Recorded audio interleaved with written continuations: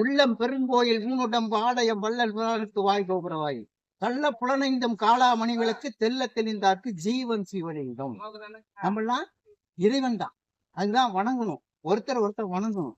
அதாவது நம்ம வந்திருக்கிறதுல உங்க வீடு எங்க இருக்கு?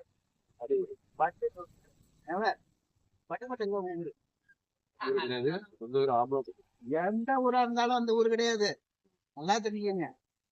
கருதறைக்கு முன்பிருந்து காத்திருந்து உட்புகுந்த தாயினுடைய கருவறை 3 மாதம் வெறும் 3ஆ தான் இருக்கும்.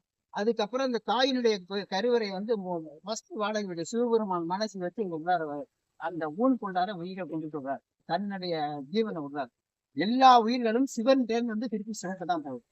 இது செய்யக்கூடிய வினைகளுக்காக பிறகு எடுக்கணும். நல்வினை தீவினை இறைவினை சாராம இருக்கணும். நம்ம நல்வினையை